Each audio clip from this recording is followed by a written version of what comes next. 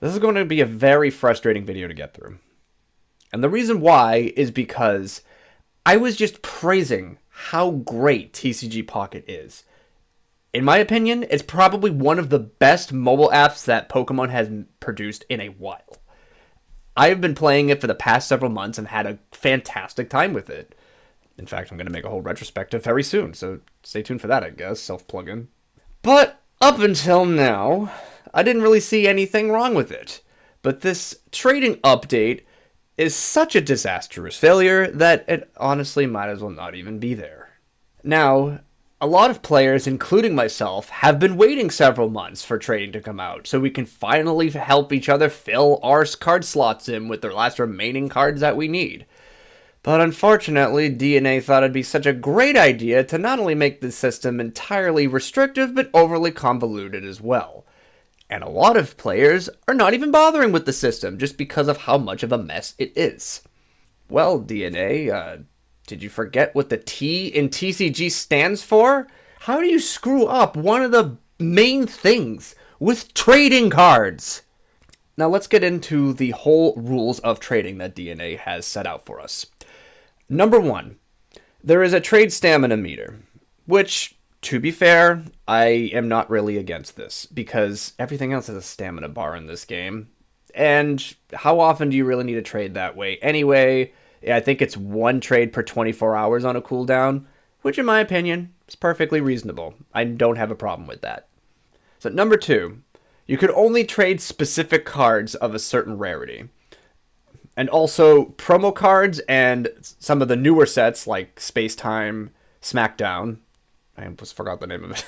Space Time Smackdown is not tradable at this time just because it's a new set. So anything that's 2-star, 3-star, or Crown, or a promo cannot be traded.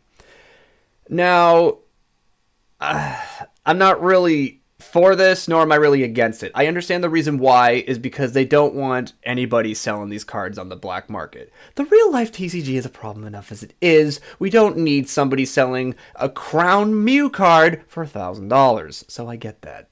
I know some people are actually against this, and I do understand why, because it's the whole, oh hey, I have this and my friend needs that, I should be able to trade anything I want. Unfortunately, that is not allowed, so I can see some people's frustration with that as well. Number 3, and this is one of my personal gripes, you can only trade cards of the same rarity. Now, this one kind of bugs me just because there are instances where I have all of the EX cards and I have plenty to trade away. Meanwhile, I need star cards, so in order for me to trade with my friend, we would have to do 2 trades on top of that back and forth. Now, this wouldn't be much of an issue. But the next point I'm about to make makes it incredibly frustrating and unbearable. And number 4, cards of a specific rarity, being 3 diamond, 4 diamond, and star, must be traded with trade tokens in order to make the trade possible. This system here, with those damn tokens, is the main reason why this entire system falls apart. Now, it's already restrictive enough, having the stamina timer, having enough cards to trade to begin with, and also trading cards of the same rarity on top of that. You would think that would be it. But no, DeNA thought it'd be a great idea to add another currency to this game and make things overly convoluted. Now, how do you obtain these tokens outside of the 500 promotional ones that DeNA gives you? All you have to do is take rare cards that are 3 diamond and higher and break them down to turn them into more tokens to trade with. Now, there's several issues with this. Not only do the amount of tokens you get per breaking things down very low, but you also need to make sure you have 3 copies of that card, similar to Flare, in order to even break them down to begin with. Look at the cost of these trades. 400 for a star, 500 for an EX. That is very expensive, especially when you take into account that you only get 25 tokens per 3 diamond broken down, 100 tokens per star broken down, and 125 per EX broken down. So let me make this perfectly clear, DeNA. In order for me to trade an EX card with my friend, I need a total of 7 EX cards in order to do that. I need 3 copies of a card to even start breaking them down anyway, so that's 1, 2, and then 3. And then I need 3 more on top of that to get the token. So that's 4 cards I'm breaking down. I'm not sure why I did it like that. 4 cards I'm breaking down in order to get the 500 tokens I need. Then I need to be able to have another EX to trade away, specifically one that they want. Are you starting to see how this is a major problem? Like, this system is not worth it. You need so many extra copies of cards in order just to break things down to trade what you want or what you need. And you also have to factor in, you can't break things down too much because you need 2 copies for any deck that you need to build. And you need to make sure you have extra copies to trade away as well. So this whole system is just an overly convoluted mess because of those damn trade tokens. And let's be real, is anyone seriously going to try to break down 23 diamond cards in order to trade an EX away? I don't even think I have 23 diamond cards to break down at all. And now circling back to my other point with the trade restriction of same rarity. Remember how I mentioned how much of a pain in the behind it could be when I want to trade an EX for a star?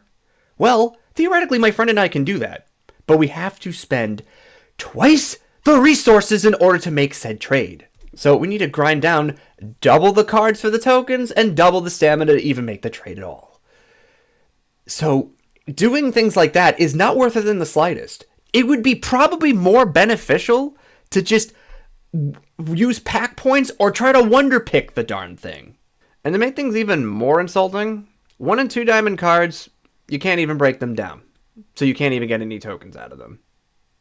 Oh, but at least they're so generous to make 1 and 2 diamond trades absolutely free with no token requirement. Oh gee, I wonder why I'm able to trade these for free. Like, seriously? Like, I'm so sick and tired of getting doubles and like 30 copies of the same card as it is. And I'm never gonna use Flare on these things. The cards suck. So why can't we grind these down for a minuscule tokens? Like, I don't know, 1 to 5 tokens for a single diamond. Give these low common cards some value. Because I'm so sick and tired of seeing them. It's like every time I get a pack that has nothing but 1 and 2 diamonds in it, the pack might as well be empty. They don't do anything. So at least add some value there. But I suppose on the topic of fixing everything, might I give my 2 cents to DeNA on how to fix this? Because seriously, the way the system is now does not work. So may I give a few suggestions? Here's a good one. Get rid of the token requirement, for real. Because that's what's really hindering this. If you are so worried about real-world trading or people making Smurf accounts to trade with themselves, because people were planning on doing that, have this as a restriction instead of the tokens. Make it so it takes your account to be level 20 or 25, or heck, even 30 days worth of account activity in order to be able to trade. That way, people will have less incentive to keep making these Smurf accounts to trade with themselves. It becomes more annoying and more frustrating for those types of exploiters, put that in quotes, but it won't hinder those who want to trade legitimately.